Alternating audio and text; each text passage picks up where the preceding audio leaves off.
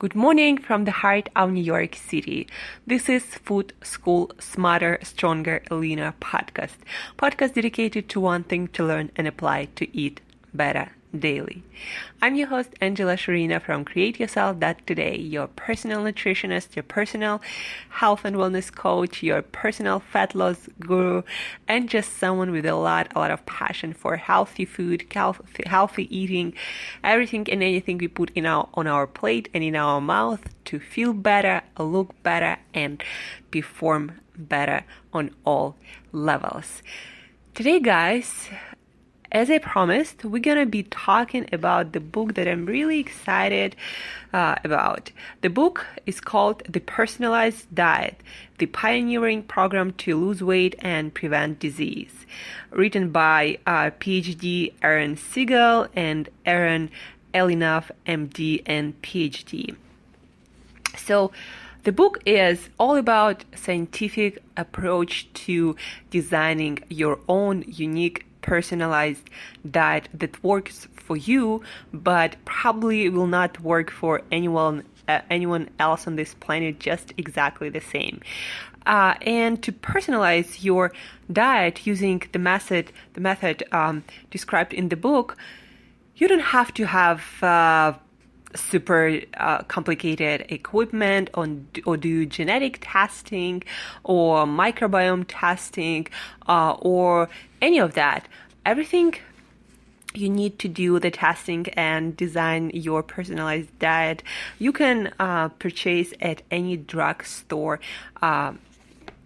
whatever is available to you.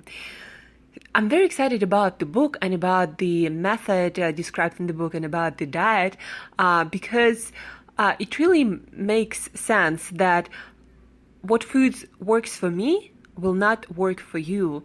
And the question no more is what is the perfect human diet. The question is what is perfect diet for you. And again, each of us have different genetics. Each of us has different microbiome. We live in different environments. We have different lifestyle. We are of different age. We have different health conditions, stress levels, work, occupation, and all of that affects the way our body works, the way our metabolism works, and most importantly, how we maintain our blood sugar. And as it turns out, and more research confirms that blood sugar is probably one of the most accurate indicators of your metabolic health right now and in the future, and also indicator of your of probability of you getting diseases like heart disease or even dementia, Parkinson, or any kind of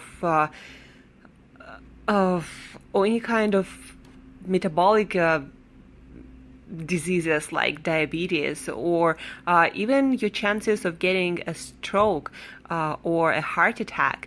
Blood sugar is really an amazing indicator of our overall health and metabolic health, and also our degenerative diseases health risks. And there are different factors that affect our blood sugar levels at different stages in our life, different times of the day.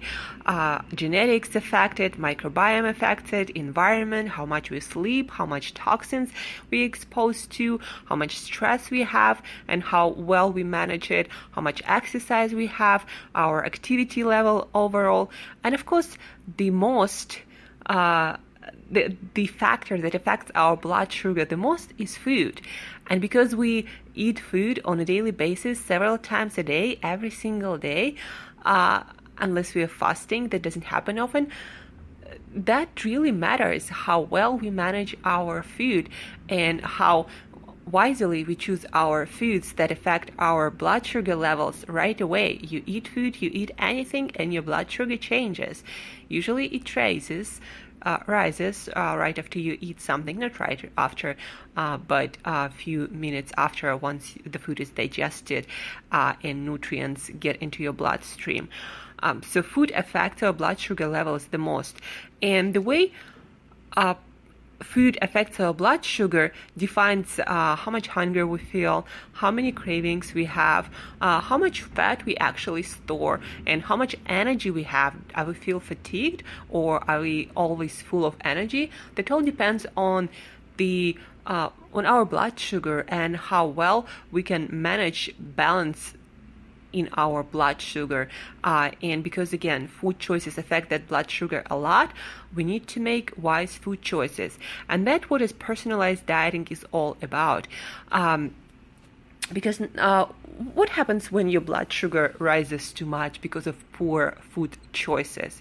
Well, what happens is your body, in response to raise in blood sugar because of too much sugar or because of some allergens in the food that also raise blood sugar, or because our immune system reacts to some food in our meal, so blood sugar goes up, and if it goes up too much, our brain tells our pancreas to release a lot of insulin, and the higher our blood sugar goes, the faster it goes up, the more insulin is released.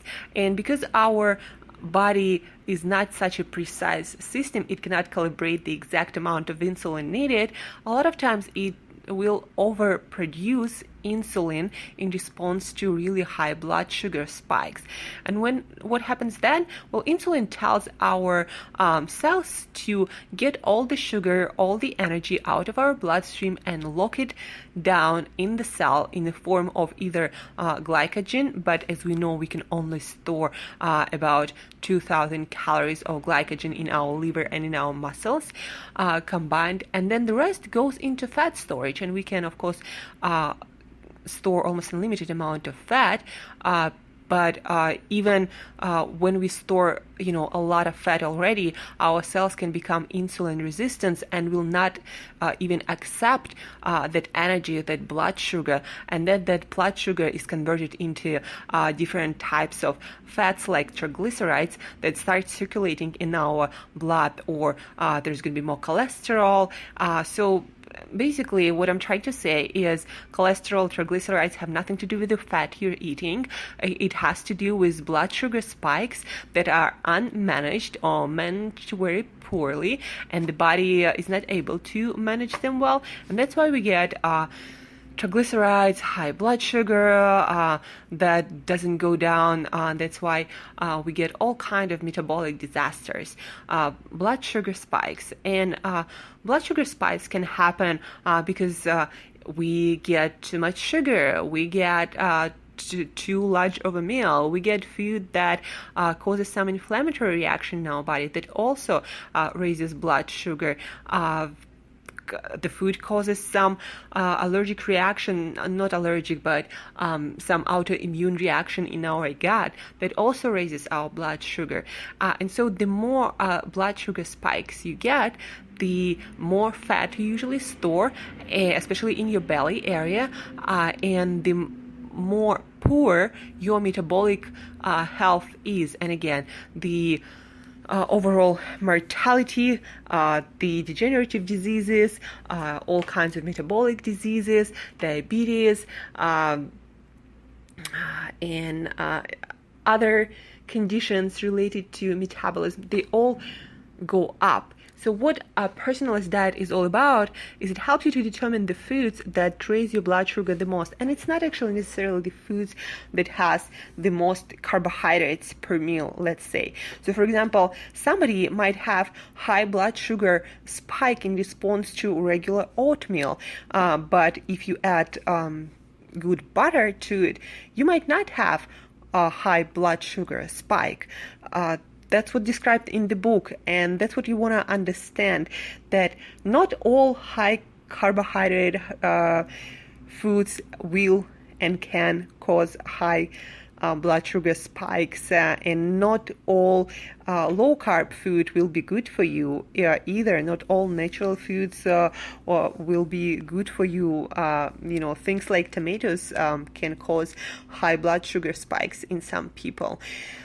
So the personalized diet is all about eating different kinds of meals, eating different kinds of foods, knowing your base blood sugar level that you measure with a special glucometer that you can purchase these days at almost any drugstore or on Amazon online. So you get your base blood sugar level first thing in the morning, fasted, no food before measuring that base blood glucose level, and then after you eat a meal or a snack, 30 minutes after, you measure again your glucose level, and then 60 minutes after you measure it again, 90 minutes after you measure it again, and 2 hours after you measure it again. And at 2-hour point, your blood sugar level should go down if that food really works for you, and blood sugar level should not spike a lot. So for example, if your base blood sugar that is really good, around 80 milligrams per deciliter, then probably for regular meal, for an okay meal, it shouldn't go higher than somewhere around 110. And if your blood sugar for some reason spikes a lot to almost, 150, 200 milligrams per deciliter, then it means that food is not great for you. It causes blood sugar spikes, it causes insulin spikes, it causes blood sugar crashes after a lot of insulin is released into your bloodstream to manage your blood sugar spike. And then you're going to get energy crash, and you're going to feel fatigued and hungry and angry and going to have cravings and be hungry again, even though your body does not need more energy.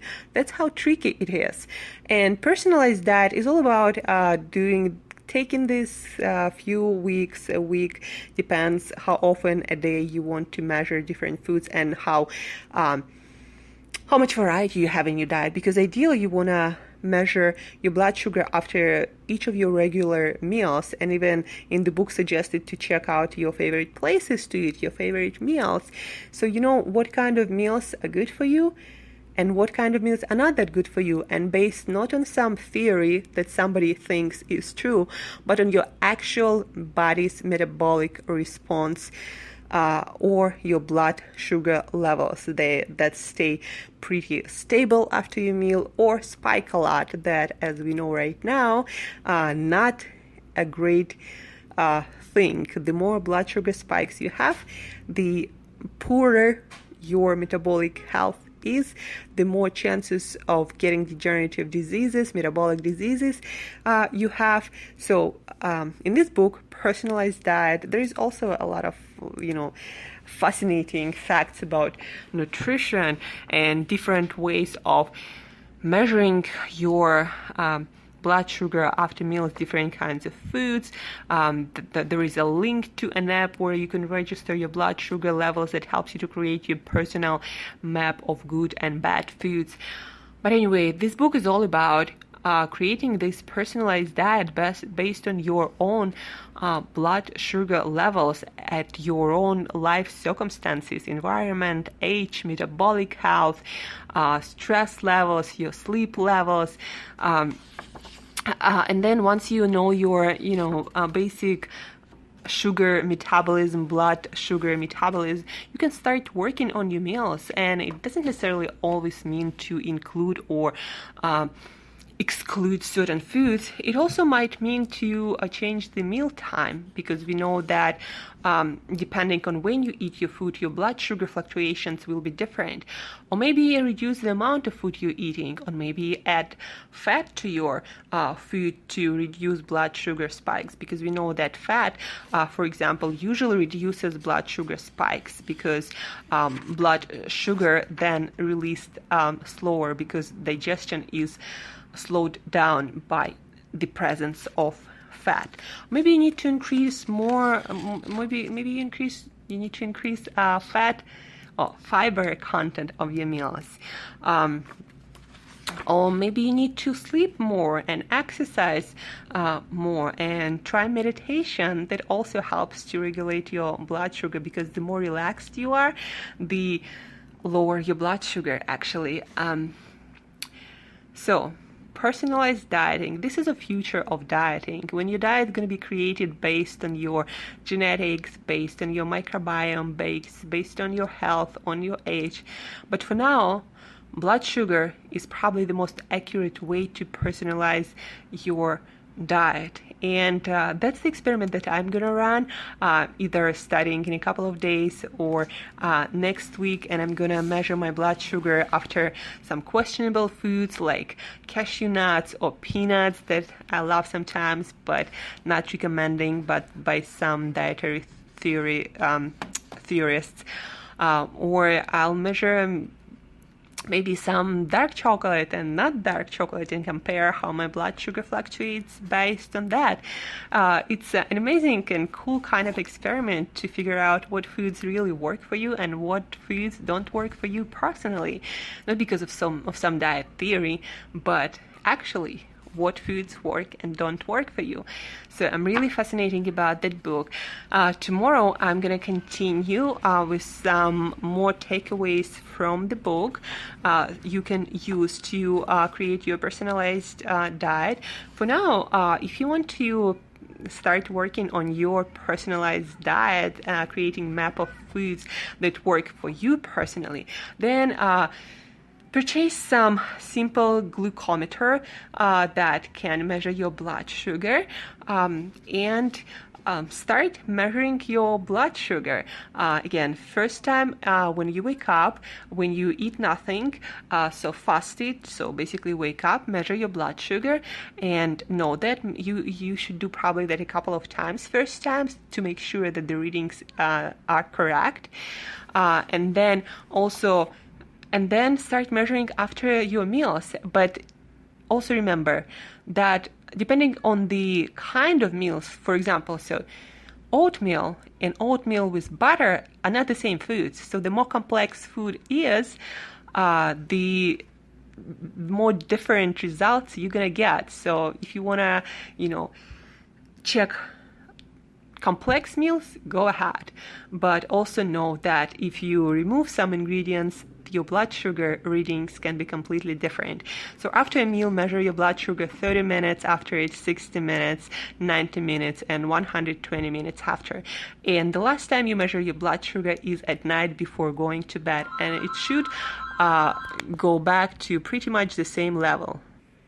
So that's it for today, guys. The name of the book is going to be in the show notes. Also, there's going to be a link to the website of the book, and there you can also download the app to register your blood sugar readings and create graphical map of good and bad foods and meals for you. And tomorrow we're going to continue with the book, some more practical advice and takeaways about your personalized diet that works for you and nobody else in this world.